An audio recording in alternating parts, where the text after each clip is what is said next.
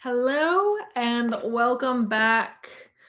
It's been a hot minute since I have been here with you reading Persuasion by Jane Austen. We left off at chapter 11 last time, and I told you that a major climax and pivotal moment in the story was happening in the next chapter, and then I just left you for weeks.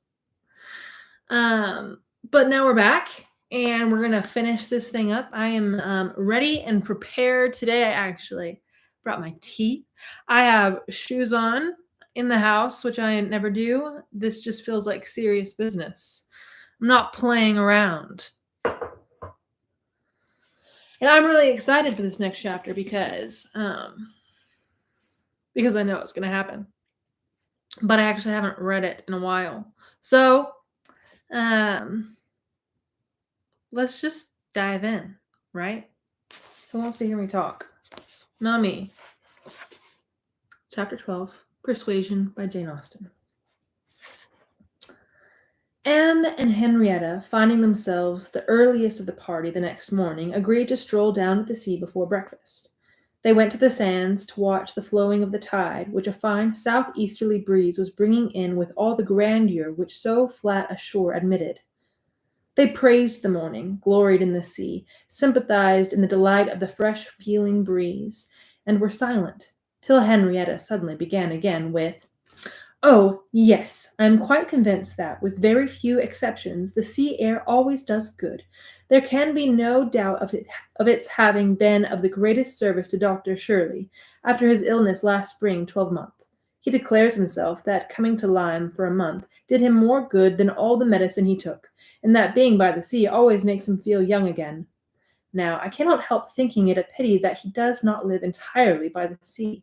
I do think he had better leave Uppercross entirely and fix at Lyme. Do not you, Anne?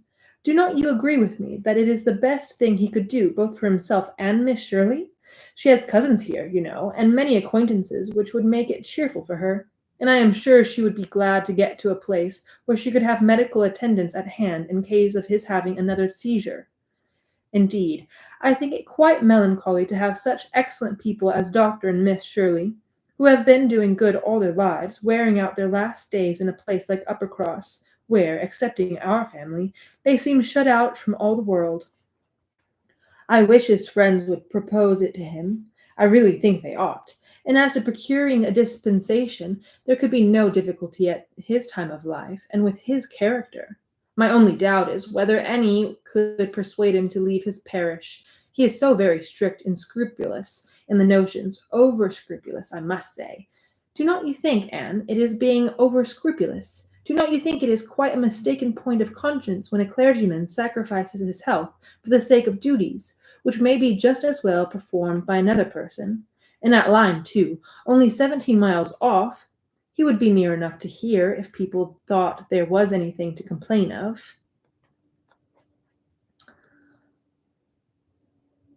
I want to explain why she went on this long monologue. I was just trying to see if Anne commented on it. She does a little bit.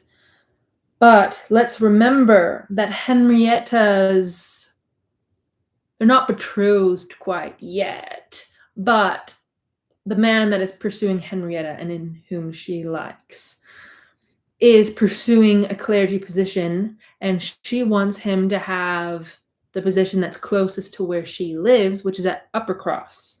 And there was a potential that he would get it if this old vicar, I guess is what he would be, left. But some situations changed, and he didn't end up leaving. And then Charles Hayter, which I think is his name, decided that he wouldn't pursue the position because Captain Wentworth was in the picture, and he thought that Henrietta's head was turned and didn't like him anymore. Blah, blah, blah, blah, blah. So that's why she went on and on about this random thing, but really, she's not so sympathetic towards this guy's, Mr. Shirley's ailments. She just wants him gone so that her man can take the position. Anne smiled more than once to herself during this speech, and entered into the subject as ready to do good by entering into the feelings of a young lady as of a young man. Though here it was good of the lower standard, for what could be offered but general acquiescence? She said all that was reasonable and proper on the business, felt the claims of Dr. Shirley to repose as she ought, saw how very desirable it was that he should have some active, respectable young man as a resident curate, and was even courteous enough to hint at the advantage of such resident curates being married. Why do there is that? I wish, said Henrietta, very well pleased with her companion, I wish Lady Russell lived at Uppercross, and were intimate with Dr. Shirley. I have always heard of Lady Russell as a woman of the greatest influence with everybody. I always look upon her as able to persuade a person to anything. I am afraid of her, as I have told you before, quite afraid of her, because she is so very clever. But I respect her amazingly, and wish we had such a neighbour at Uppercross. Anne was amused by Henrietta's manner of being grateful, and amused also that the course of events and the new interests of Henrietta's views should have placed her friend at all in favour with any of the Musgrove family. She had only time, however, for a general answer, and a wish that such another woman were at Uppercross before all subjects suddenly ceased, on seeing Louisa and Captain Wentworth coming towards them.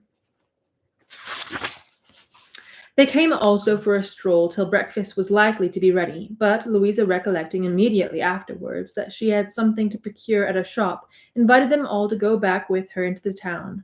They were all at her disposal. When they came to the steps leading upwards from the beach, a gentleman at the same moment, preparing to come down, politely drew back and stopped to give them way. They ascended the path and passed him, and as they passed, Anne's face caught his eye, and he looked at her with a degree of earnest admiration which she could not be insensible of. She was looking remarkably well, her very regular, very pretty features having the bloom and freshness of youth restored by the fine wind which had been blowing on her complexion, and by the animation of eye which it had also produced. It was evident that the gentleman, completely a gentleman in manner, admired her exceedingly. Captain Wentworth looked around at her instantly in a way which showed his noticing of it. He gave her a momentary glance, a glance of brightness, which seemed to say, that man is struck with you, and even I, at this moment, see something like Anne Elliot again. After attending Louisa through her business and loitering about a little longer, they returned to the inn, and Anne, in passing afterwards quickly from her own chamber to their dining-room, had nearly run against the very same gentleman, as he came out of an adjoining apartment. She had before conjectured him to be a stranger like themselves, and determined that a well-looking groom, who was strolling about near the two inns as they came back, should be his servant. Both master and man, being in mourning, assisted the idea. It was now proved that he belonged to the same inn as themselves, and this second meeting, short as it was, also proved again by the gentleman's looks that he thought hers very lovely, and by the readiness and propriety of his apologies that he was a man of exceedingly good manners. He seemed about 30, and though not handsome, had an agreeable person, and felt that she should like to know who he was. They had nearly done breakfast when the sound of a carriage, almost the first they had heard since entering Lyme, drew half the party to the window. It was a gentleman's carriage, a curricle, but only coming round from the stable-yard to the front door, somebody must be going away. It was driven by a servant in mourning. The word curricle made Charles Musgrove jump up, that he might compare it with his own. The servant in mourning roused Anne's curiosity, and the whole six were collected to look by the time the owner of the curricle was to be seen issuing from the door amidst the bows and civilities of the household, and taking his seat to drive off. "Ah!" cried Captain Wentworth, instantly, and with half a glance at Anne, "it is the very man we passed." The Miss Musgroves agreed to it, and having all kindly watched him as far up the hill as they could, they returned to the breakfast table. The waiter came into the room soon afterwards. "Pray," said Captain Wentworth, immediately, "can you tell us the name of the gentleman who is just gone away?" "Yes, sir. A Mr. Elliot, a gentleman of a large fortune, came in last night from Sidmouth. Dare say you heard the carriage, sir, while you were at dinner, and going on now for Crookherne, in his way to Bath and London. Elliot! Many had looked on each other, and many had repeated the name before all this had been got through, even by the smart rapidity of a waiter. Bless me, cried Mary, it must be our cousin. It must be our Mr. Elliot. It must indeed. Charles, Anne, must not it? In mourning, you see, just as our Mr. Elliot must be. How very extraordinary. In the very same inn with us. Anne, must not it be our Mr. Elliot, my father's next heir? Pray, sir, turning to the waiter, did not you hear, did not his servant say whether he belonged to the Kellynch family? No, ma'am. He did not mention no particular family, but said his master was a very rich gentleman and would be a baronet some day. There, you see, cried Mary in an ecstasy. Just as I said, heir to Sir Walter Elliot. I was sure that would come out, if it was so. Depend upon it, that is a circumstance which his servants take care to publish wherever he goes. But Anne, only conceive how extraordinary. I wish I had looked at him more. I wish we had been aware in time who it was, that we might have been introduced to us. What a pity that we should not have been introduced to each other. Do you think he had the Elliot countenance? I hardly looked at him. I was looking at the horses, but I think he had something of the Elliot countenance. I wonder the arms did not strike me. Oh, the great coat was hanging over the panel, and did the arms, so it did otherwise. I am sure I should have observed them, and the livery too. If the servant had not been in mourning, one should have known him by the livery. Putting all these very extraordinary circumstances together, said Captain Wentworth, we must consider it to be the arrangement of Providence that you should not be introduced to your cousin. When she could command Mary's attention, Anne quietly tried to convince her that their father and Mr. Elliot had not, for many years, been on such terms as to make the power of attempting an introduction at all desirable. At the same time, however, it was a secret gratification to herself to have seen her cousin, and to know that the future owner of Kellynch was undoubtedly a gentleman, and had an air of good sense. She would not, upon any account, mention her having met with him the second time. Luckily, Mary did not much attend to their having passed close by him in their early walk, but she would have felt quite ill-used by Anne's having actually run against him in the passage, and received his very polite excuses, while she had never been near him at all. No, that cousinly little interview must remain a perfect secret. Of course, said Mary, you will mention our seeing Mr. Elliot the next time you write to Bath. I think my father certainly ought to hear of it. Do mention all about him. Anne avoided the direct reply, but it was just the circumstance which she considered as not merely unnecessary to be communicated, but as what ought to be suppressed. The offence which had been given her father many years back, she knew, Elizabeth's particular share in it she suspected, and that Mr. Elliot's idea always produced irritation in both, was beyond a doubt. Mary never wrote to Bath herself. All the toil of keeping up a slow and unsatisfactory correspondence with Elizabeth fell on Anne. Breakfast had not been long over when they were joined by Captain and Miss Harville and Captain Bentwick, with whom they had appointed to take their last walk about Lyme.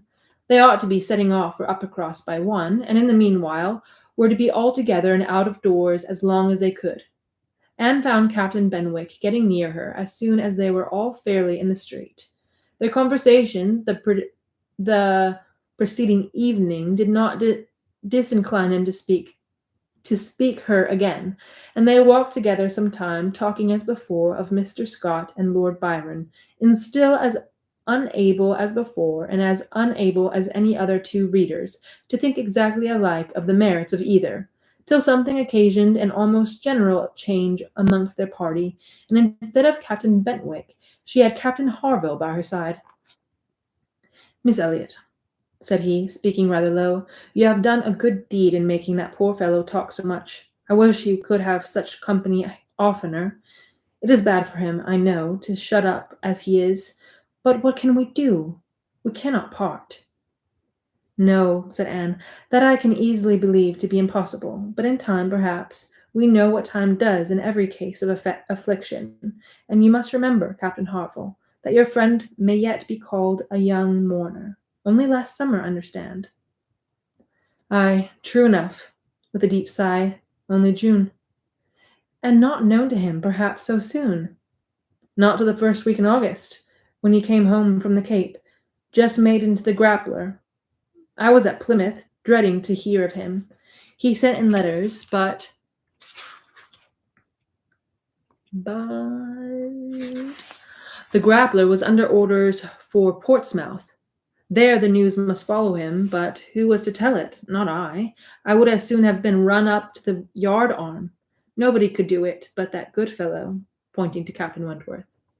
The Laconia had come into Plymouth the week before, no danger of her being sent to sea again. He stood his chance for the rest, wrote up for leave of absence, but without waiting the return, travelled night and day till he got to Portsmouth, rowed off to the Grappler that instant, and never left the poor fellow for a week. That's what he did, and nobody else could have saved poor James. You may think, Miss Elliot, whether he is dear to us. Anne did think on the question with perfect decision, and said as much in reply as her own feelings could accomplish, or as his seemed able to bear, for he was too much affected to renew the subject, and when he spoke again it was of something totally different. Miss Harville's giving it as her opinion that her husband would have quite walking enough by the time he reached home, determined the direction of all the party in what was to be their last walk. They would accompany them to their door, and then return and set off themselves. By all their calculations, there was just time for this. But as they drew near the Cobb, there was such a general wish to walk along it once more, all were so inclined, and Louisa soon grew so determined, that the difference of a quarter of an hour, it was found, would be no difference at all. So, with all the kind leave-taking, and all the kind interchange of invitations and promises, which may be imagined, they parted from Captain and Miss Harville at their own door, and still accompanied by Captain Benwick, who seemed to cling to them to the last, proceeded to make the proper adieux to the Cobb. Anne found Captain Benwick again drawing near her. Lord Byron's dark blue seas could not fail of being brought forward by their present view, and she gladly gave him all her attention as long as attention was possible. It was soon drawn perforce another way. There was too much wind to make the high part of the new Cobb pleasant for the ladies, and they agreed to get down the steps to the lower, and all were contented to pass quietly and carefully down the steep flight, excepting Louisa. She must be jumped down them by Captain Wentworth. In all their walks, he had to jump her from the stiles. The sensation was delightful to her. The hardness of the pavement for her feet made him less willing upon the present occasion. He did it, however. She was safely down, and instantly, to show her enjoyment, ran up the steps to be jumped down again. He had advised her against it, thought the jar too great, but no. He reasoned and talked in vain. She smiled and said, "I am determined I will." He put out his hands. She was too precipitate by half a second. She fell on the pavement on the lower Cobb and was taken up, lifeless.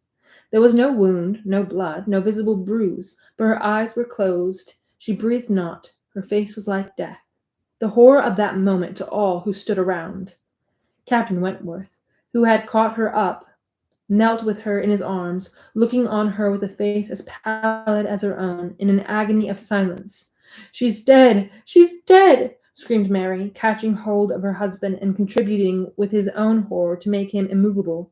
And in another moment, Henrietta, sinking under the conviction, lost her senses too, and would have fallen on the steps but for Captain Benwick and Anne, who caught and supported her between them. "Is there no one to help me?" were the first words which burst from Captain Wentworth in a tone of despair, and as if all his own strength were gone. "Go to him, go to him," cried Anne. "For heaven's sake, go to him! I can support her myself. Leave me and go to him. Rub her hands, rub her temples. Here are salts. Take them, take them." Captain Benwick obeyed, and Charles at the same moment disengaged himself from his wife. There they were both with him.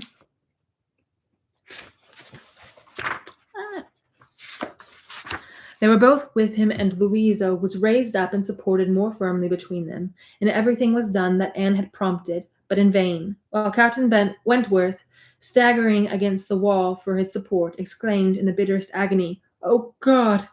Her father and mother!" "A surgeon!" said Anne. He caught the word it seemed to rouse him at once, and saying only, "True, true, a surgeon, this instant," was darting away when Anne eagerly suggested, "Captain Bentwick, would not it be better for Captain Bentwick? He knows where a surgeon is to be found." Everyone capable of thinking felt the advantage of the idea, and in a moment it was all done in rapid moments. Captain Benwick had resigned the poor corpse-like figure entirely to the brothers' care, and was off for the town with the utmost rapidity. As to the wretched party left behind, it could scarcely be said which of the three, who were completely rational, was suffering most, Captain Wentworth, Anne, or Charles, who, really a very affectionate brother, hung over Louisa with sobs of grief, and could only turn his eyes from one sister to see the other in a state of insensible, or to witness the hysterical agitations of his wife, calling on him for help which he could not give.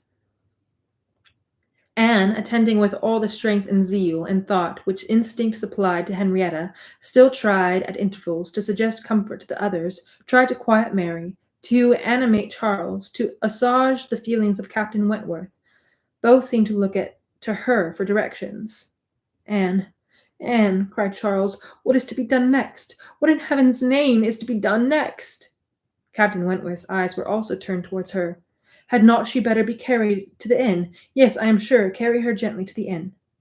"Yes, yes, to the inn," repeated Captain Wentworth, comparatively collected and eager to be doing something. "I will carry her myself. Musgrove, take care of the others."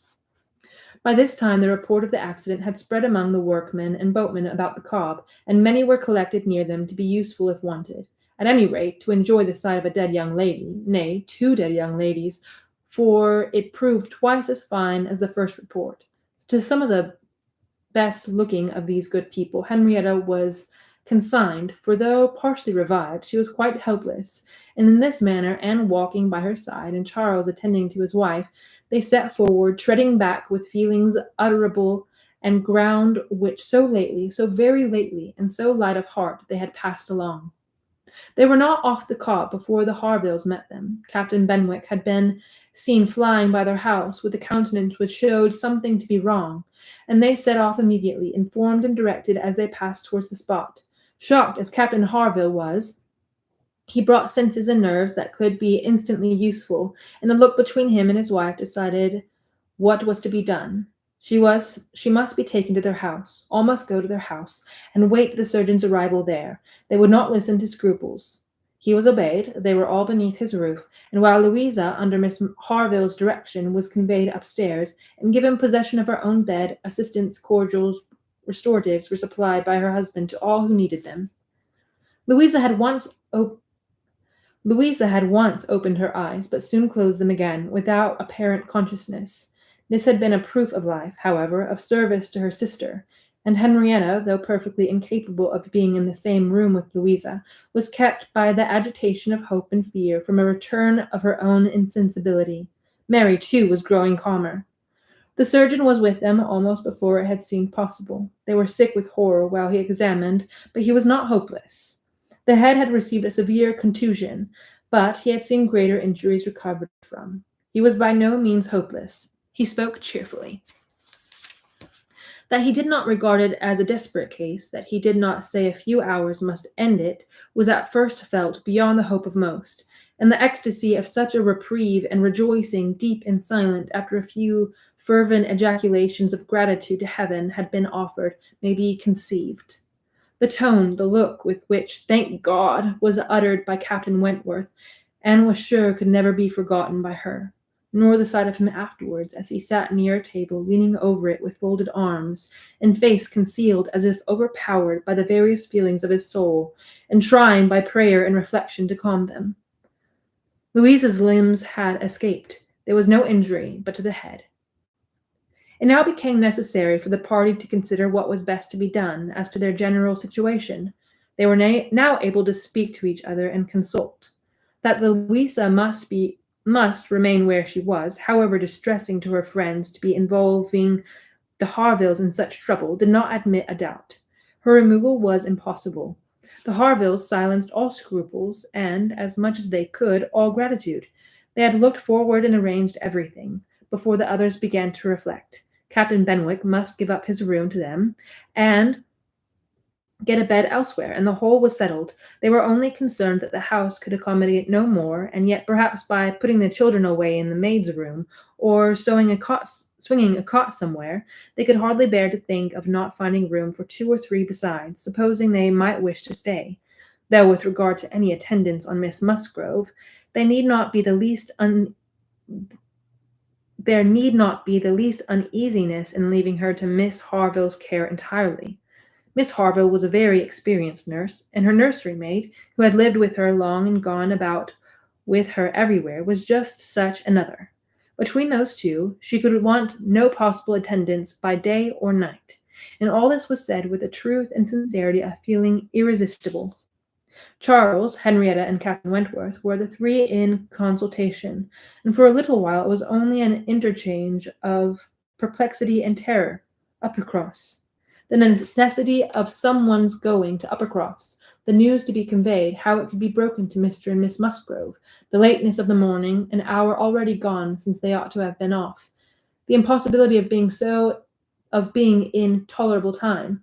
At first they were capable of nothing more to the purpose than such exclamations, but after a while Captain Wentworth, exerting himself, said, "We must be decided, and without the loss of another minute. Every minute is valuable. Some must resolve on being off for Uppercross instantly. Musgrove, either you or I must go." Charles agreed, but declared his resolution of not going away. He would be as little encumbrance as possible to Captain and Miss Harville, but as to leaving his sister in such a state, he neither ought nor would. So far it was decided, and Henrietta at first declared the same. She, however, was soon persuaded to think differently. The usefulness of her staying, she who had not been able to remain in Louisa's room, or to look at her, without sufferings which made her worse than helpless. She was forced to acknowledge that she could do no good, yet was still unwilling to be away, till, touched by the thought of her father and mother, she gave it up. She consented. She was anxious to be at home. The plan had reached this point when Anne, coming quietly down from Louisa's room, could not but hear what followed, for the parlour door was open. "Then it is settled, Musgrove," cried Captain Wentworth, "that you stay, and that I take care of your sister home. But as to the rest, as to the others, if one stays to assist Miss Harville, I think it need be only one. Miss Charles Musgrove will, of course, wish to get back to her children, but if Anne will stay, no one so proper, so capable as Anne." She paused a moment to recover from the emotion of hearing herself so spoken of. The other two warmly agreed to what he said, and she then appeared. "You will stay, I am sure. You will stay and nurse her," cried he, turning to her and speaking with a glow and yet a gentleness which seemed almost restoring the past. She colored deeply, and he recollected himself, and moved away. She expressed herself most willing, ready, happy to remain. It was what she had been thinking of and wishing to be allowed to do. A bed on the floor in Louisa's room would be sufficient for her if Miss Harville would but think so. One thing more, and all seemed arranged, though it was rather desirable that Mr. and Miss Musgrove should be previously alarmed by some share of delay, yet the time required by the Uppercross horses to take them back would be a dreadful extension of suspense. And Captain Wentworth proposed, and Charles Musgrove agreed, that it would be much better for him to take a chaise from the inn, and leave Mr. Musgrove's carriage and horses to be sent home the next morning early, when there would be the farther advantage of sending an account of the Louisa's night. Captain Wentworth now hurried off to get everything ready on his part, and to be soon followed by the two ladies. When the plan was made known to Mary, however, there was an end of all peace in it. She was so wretched and so vehement, complained so much of injustice and being expected to go away instead of Anne, who was nothing to Louisa, while she was her sister and had the best right to stay in Henrietta's stead. Why was not she to be as useful as Anne, and to go home without Charles, too, without her husband? No, it was too unkind, and in short, she said more than her husband could long withstand, and as none of the others could oppose when he gave way, there was no help for it. The change of Mary for Anne was inevitable. Anne had never submitted more reluctantly to the jealous and ill-judging claims of Mary, but so it must be, and they set off for the town, Charles taking care of his sister and Captain Benwick attending to her. She gave a moment's recollection as they hurried along. to the little circumstances which the same spots had witnessed earlier in the morning. There she had listened to Henrietta's schemes for Dr. Shirley's leaving Uppercross. Further on, she had first seen Mr. Elliot. A moment seemed all that could now be given to any one but Louisa, or those who were wrapped up in her welfare. Captain Benwick was most considerately attentive to her, and, united as they all seemed by the distress of the day, she felt an increasing degree of goodwill towards him, and a pleasure even in thinking that it might, perhaps, be the occasion of continuing their acquaintance. Captain Wentworth was on the match for them. Captain Wentworth was on the watch for them, and a chaise and four in waiting, stationed for their convenience in the lowest part of the street. But his evident surprise and vexation at the substitution of one sister for the other, the change of his countenance, the astonishment, the expressions begun and suppressed, with which Charles was listened to, made but a modifying reception of Anne, or must at least convince her that she was valued only as she could be useful to Louisa. She endeavoured to be composed and to be just, without emulating the feelings of an Emma towards her Henry. She would have attended on Louisa with a zeal above the common claims of regard for his sake, and she hoped he would not long be so unjust as to suppose she would shrink unnecessarily from the office of a friend. In the meanwhile, she was in the carriage. He had handed them both in and placed himself between them, and in this manner, under these circumstances, full of astonishment and emotion to Anne, she quitted Lyme. How the long stage would pass, how it was to affect their manners, what was to be their sort of intercourse, she could not foresee. It was all quite natural, however. He was devoted to Henrietta, always turning towards her, and when he spoke at all, always with the view of supporting her hopes and raising her spirits. In general, his voice and manner were studiously calm. To spare Henrietta from agitation seemed the governing principle. Once only, when she had been grieving over the last ill-judged, ill-fated walk to the Cobb, bitterly lamenting that it ever had been thought of, he burst forth as if wholly overcome. "Don't talk of it! Don't talk of it!" he cried. "Oh God, that I had not given way to her at that fatal moment! Had I done as I ought! But so eager and so resolute! Dear sweet Louisa!" Anne wondered whether it ever occurred to him now to question the justness of his own previous opinion as to the universal felicity and advantage of firmness of character, and whether it might not strike him that, like all other qualities of the mind, it should have its proportions and limits. She thought it could scarcely escape him to feel that a persuadable temper might sometimes be as much in favour of happiness as a very resolute character. They got on fast. Anne was astonished to recognize the same hills and the same objects so soon. Their actual speed, heightened by some dread of the conclusion, made the road appear but half as long on the day before.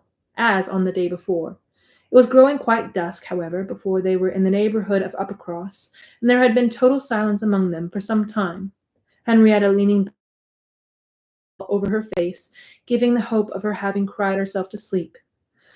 They were going up their last hill, Anne found herself all at once addressed by Captain Wentworth. In a low, cautious voice, he said, "I have been considering what we had best do. She must not appear at first. She could not stand it. I have been thinking whether you had not better remain in the carriage with her, while I go in and break it to Mr. and Miss Musgrove. Do you think this is a good plan?" She did. He was satisfied, and said no more. But the remembrance of the appeal remained a pleasure to her, as a proof of friendship and of deference for her judgment, great pleasure. And when it became a sort of parting proof, its value did not lessen. When the distressing communication at Uppercross was over, and he had seen the father and mother quite as composed as could be hoped, and the daughter all the better for being with them, he announced his intention of returning in the same carriage to Lyme, and when the horses were baited, he was off. Wow, it's a long little ride for him. See, I told you. It's exciting. The girl is unconscious, and Anne had to be in a carriage with Captain Wentworth. All the emotional tension running high.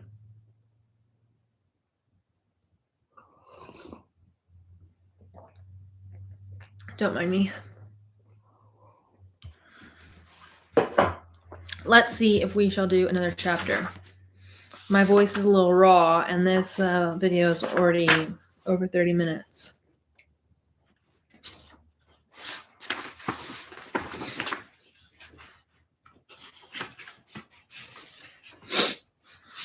Another! Chapter 13. The remainder of Anne's time at Uppercross, comprehending only 2 days, was spent entirely at the mansion house, and she had the satisfaction of knowing herself extremely useful there, both as an immediate companion and as assisting in all those arrangements for the future which, in Mr. and Miss Musgrove's distressed state of spirits, would have been difficulties. They had an early account from Lyme the next morning. Louisa was much the same. No symptoms worse than before had appeared. Charles came a few hours afterwards to bring a later and more particular account. He was tolerably cheerful. A speedy cure must not be hoped, but everything was going on as well as the nature of the case admitted.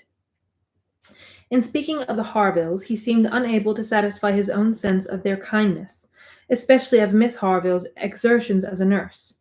She really left nothing for Mary to do. He and Mary had been persuaded to go early to their inn last night. Mary had been hysterical again this morning when he came away. She was going to walk out with Captain Benwick, which, he hoped, would do her good.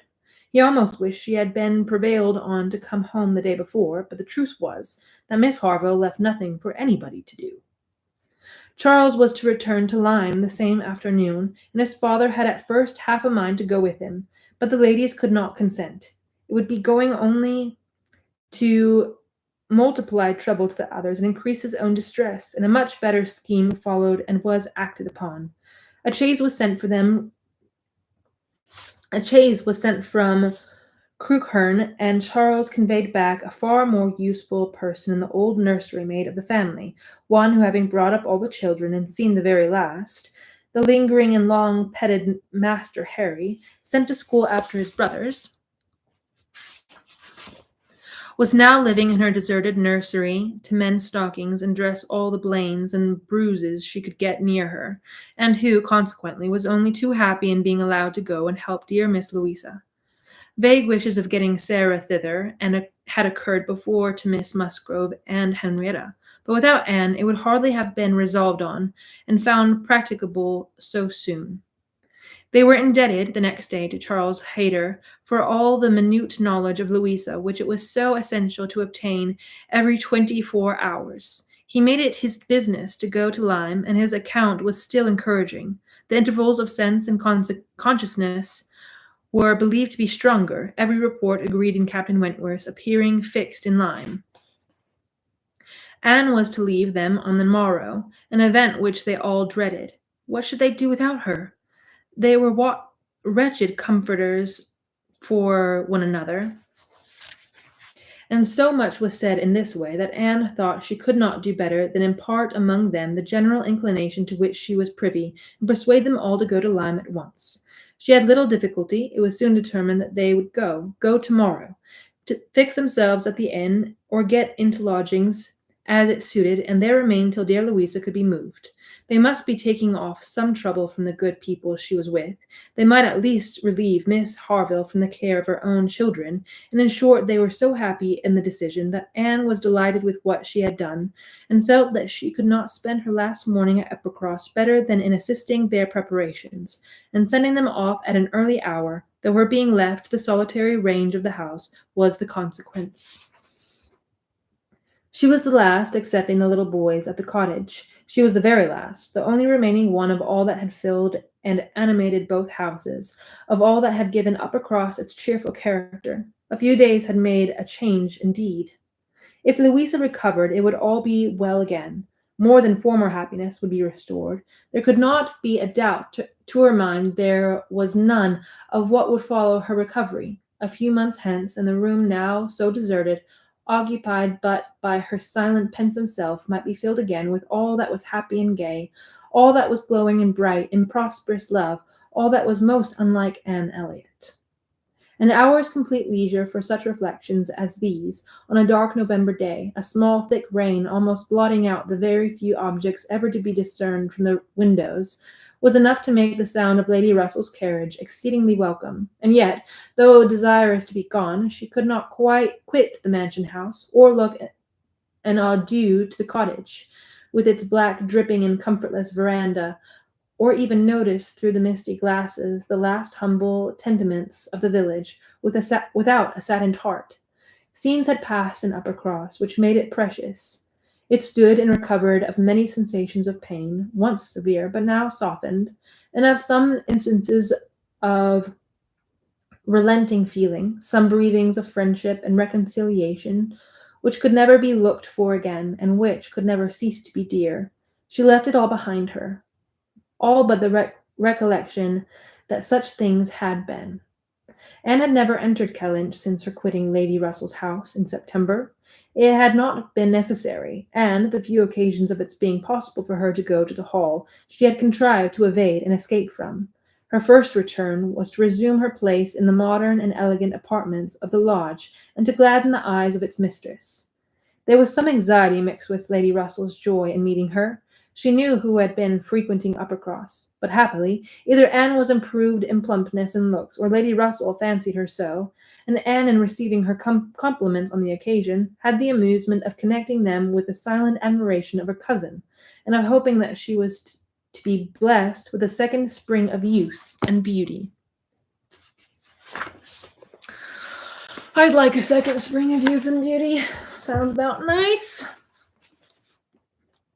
When they came to converse, she was soon sensible of some mental change, the subjects of which her heart had been full on leaving Kellynch, and which she had felt slighted and been compelled to smother among the Musgroves, were now become but a secondary interest.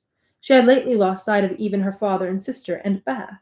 Their concerns had been sunk under those of Uppercross, and when Lady Russell reverted to their former hopes and fears, and spoke her satisfaction in the house in Camden Place, which had been taken, and her regret that Miss Clay should still be with them, Anne would have been ashamed to have it known how much more she was thinking of Lyme and Louisa Musgrove, and all her acquaintance there.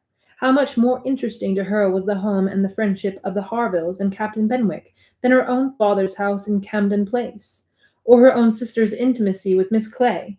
She was actually forced to exert herself to meet Lady Russell with anything like the appearance of equal solicitude on topics which had by nature the first claim on her.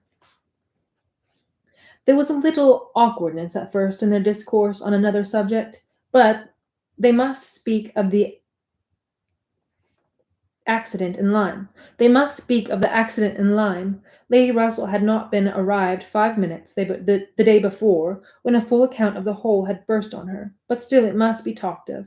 She must make inquiries, she must regret the impudence, lament the result, and Captain Wentworth's name must be mentioned by both.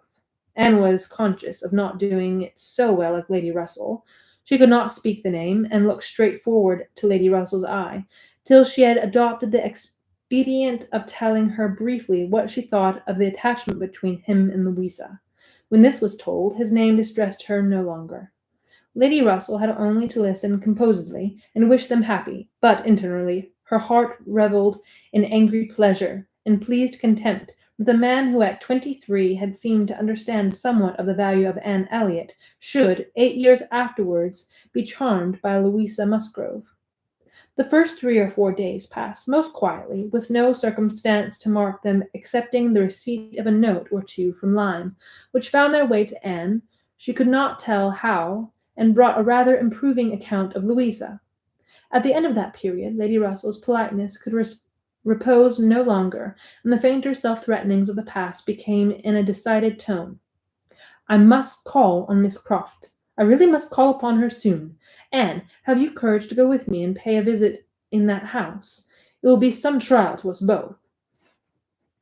Anne did not shrink from it. On the contrary, she truly felt, as she said, in observing, I think you are very likely to suffer the most of the two. Your feelings are less reconciled to the change than mine. By remaining in the neighbourhood, I am become inured to it. She could have said more on the subject, for she had in fact so high an opinion of the Crofts, and considered her father so very fortunate in his tenants, felt the parish to be so sure of a good example, and the poor of the best attention and relief, that however sorry and ashamed for the necessity of the removal, she could not but in consequence feel that they were gone who deserved not to stay, and that Kellynch Hall had passed into better hands than its owners. These convictions must unquestionably have their own pain, and severe was its kind, but they precluded that pain which Lady Russell would suffer in entering the house again, and returning through the well-known apartments. In such moments Anne had no power of saying to herself, "These rooms ought to belong only to us. Oh, how fallen in their destination, how unworthily occupied, an ancient family to be so driven away, strangers filling their place." No, except when she thought of her mother, and remembered where she had been used to sit and preside, she had no sigh of that description to heave.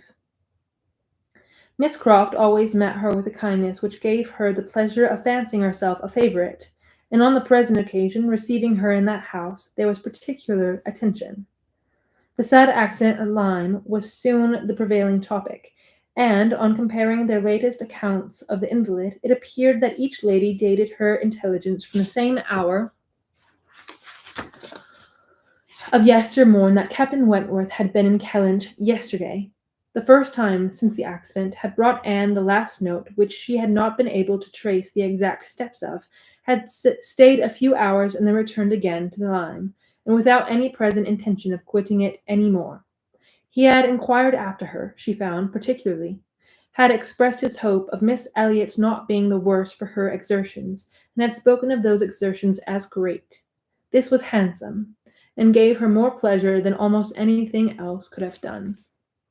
As to the sad catastrophe itself, it could be conveyed only in one style by a couple of steady, sensible women, whose judgments had to work on ascertained events, and it was perfectly decided that it had been the consequence of much thoughtfulness and much imprudence, that its effects were most alarming, and that it was frightful to think how long Miss Musgrove's recovery might yet be doubtful, and how liable she would still remain to suffer from the concussion hereafter.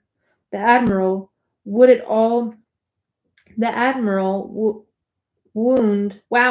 it all up summarily by exclaiming, "Ay, a very bad business indeed. A new sort of way this, for a young fellow to be making love by breaking his mistress's head. Is not it, Miss Elliot? This is breaking a head and giving a plaister truly." Admiral Croft's manners were not quite of the tone to suit Lady Russell, but they delighted Anne. His goodness of heart and simplicity of character were irresistible. "Now this must be very bad for you," said he, suddenly rousing from a little reverie, "to be coming and finding us here. I had not recollected it before, I declare, but it must be very bad. But now, do not stand upon ceremony. Get up and go over all the rooms in the house if you like it." "Another time, sir, I thank you. Not now."